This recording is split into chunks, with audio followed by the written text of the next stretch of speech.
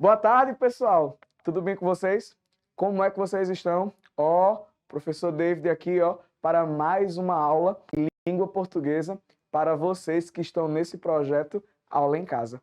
Queridos, eu quero que vocês se concentrem bem dentro dos meus olhos azuis aqui e prestem bastante atenção em todas as dicas de interpretação textual que nós teremos hoje, principalmente na leitura dos textos, tá certo? Para interpretarmos bem uma questão, precisamos fazer o quê? Ler bem, não é? Respeitar os sinais de pontuação, respeitar também a cronologia aí do tempo diante do texto, para que a gente possa compreender de fato o que está sendo dito. Então foca aí, preste atenção e vamos começar com essa imagem e com essa questão. Nós temos aí o seguinte: através da linguagem não verbal, vamos revisar? O que é linguagem verbal, o que é linguagem não verbal, o que é linguagem mista? A linguagem verbal é aquela que tem a questão das palavras. Eu uso as palavras, não é assim? A não verbal, só a imagem. E a mista é a junção das palavras e da imagem. Ficou claro? Todo mundo entendeu? Coisa boa. Então, através da linguagem não verbal, o artista gráfico polonês Paula, que aborda a triste realidade do trabalho infantil. O artista gráfico polonês Paula nasceu em 1976 e recebeu diversos prêmios por suas ilustrações. Nessa obra, ao abordar o trabalho infantil, Paula usa sua arte para, preste atenção, a gente percebe aí diante dessa imagem, vamos fazer agora a análise da imagem. Duas situações. Um camarada aí, uma criança puxando um carrinho de brinquedo e a outra criança puxando uma carroça. Você percebe aí a questão do trabalho infantil? Muitas crianças hoje trabalham também para ajudar nas despesas de casa. Enquanto isso, outras não trabalham, têm tudo do bom e do melhor. Inclusive, a gente usa até esse termo, né? Nasceu em berço de ouro, não é assim? E a gente percebe a realidade, que por muitas das vezes são diferentes. De uma criança rica e de uma criança que já não tem essas condições financeiras todas. E a gente sabe que muitas delas precisam ali fazer o quê? Trabalhar para ajudar no sustento de sua casa. Diante dessas alternativas, qual delas vocês aí escolheriam? Digam a mim. Letra C. Muito bem. Por que letra C? Porque, de fato, a gravura ela quer mostrar uma reflexão sobre essa realidade. Qual é a realidade? Da riqueza, da pobreza. Quando eu falo riqueza e pobreza, eu estou me relacionando justamente também à exploração do trabalho infantil. A gente percebe diante dessa questão, pessoal, uma realidade e uma reflexão sobre crianças que têm uma certa condição financeira e outras que não têm, tá certo? Todo mundo compreendeu que a questão quer provocar uma reflexão sobre essa realidade, sim ou não? Sim? Coisa boa. Vamos dar continuidade. Preste atenção. Olha essa imagem daí. Professor, hoje você só trouxe textos não verbais. Nada disso. Tem surpresas por aí. Olha esse texto. Percebemos aí diversos homens. Homens aí representados aí. Só que esses homens aí, eles estão com uma corda. Lembra quando a gente vai para a exposição de animais e tem um bocado de stand ali, de brinquedos para a gente comprar. E tem uns bichinhos que tem umas cordinhas que a gente coloca. Cordinha que a gente dá. Pronto. E tem um que está destacado, andando para o outro lado, sem corda nenhuma.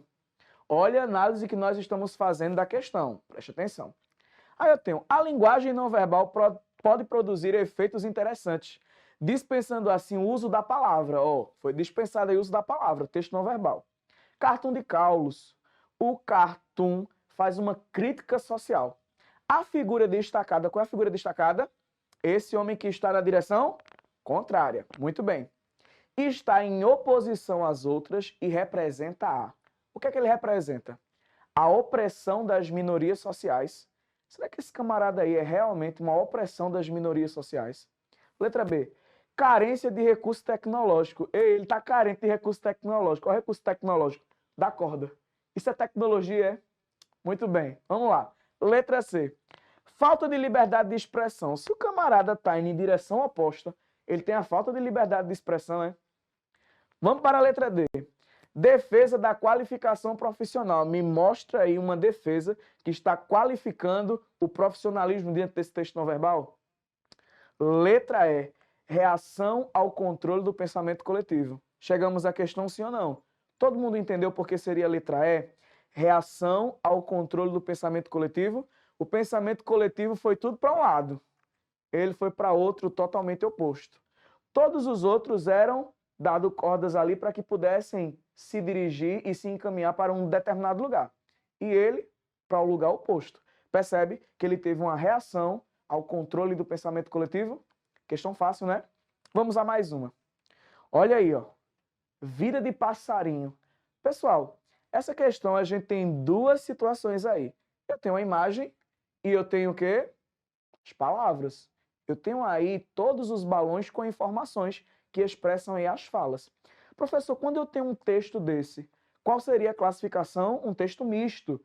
O uso da figura e o uso da palavra. Detalhe, todas essas informações são muito importantes. Por quê? Porque tanto a palavra quanto a imagem, ela se faz necessária justamente para quê? Ela se faz necessária para a compreensão melhor do texto. Então vamos lá. O passarinho diz o seguinte, viu? Uma pedra no meio do caminho. E agora? Se eu tivesse talento, faria um belo poema. Mas eu sou apenas um passarinho prático. O que é que você percebe? O passarinho vê uma pedra, se questiona e agora, volta, e depois quando ele volta para pegar impulso para pular aquela pedra. Porque ele diz que ele é um passarinho prático, mas se ele tivesse talento, ele faria um belo poema.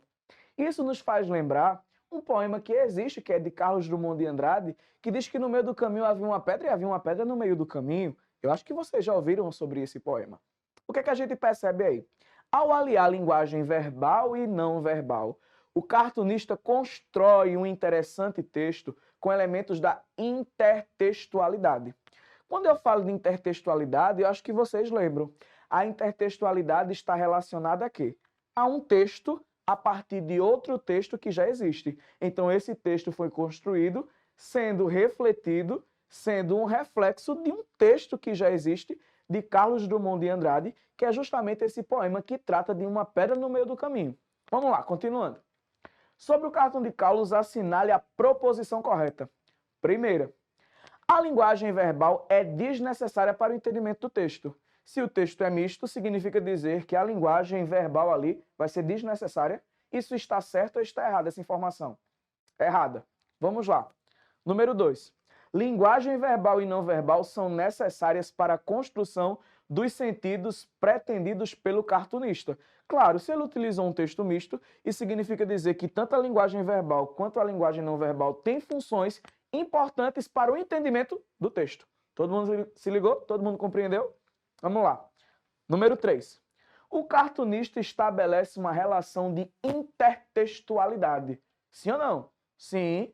Ele pegou um texto para construir outro a partir de outro que já existia. Ele fez uma alusão àquele texto ali, ó. Com o poema No Meio do Caminho, de Carlos Drummond de Andrade. Certíssimo. Muito bem. Vamos ao número 4 agora. O cartoon é uma crítica ao poema. Ele está criticando. De Carlos Drummond de Andrade, já que o cartunista considera o poeta pouco prático. Queridos, essa informação está certa? Claro que não. Então, o que é que está correto aí? Tanto a 2 quanto a 3. Qual seria o gabarito? Vamos lá. Letra A. Apenas 1 está correta? Não. 2 e 3 estão corretas? Sim. 1 e 4 estão corretas? Não. 2 e 4? Não. Apenas 2? Não. Gabarito letra B. Na próxima aula nós vamos continuar fazendo interpretações textuais. Cheiro no coração, fique com Deus e até a próxima aula. Tchau, pessoal!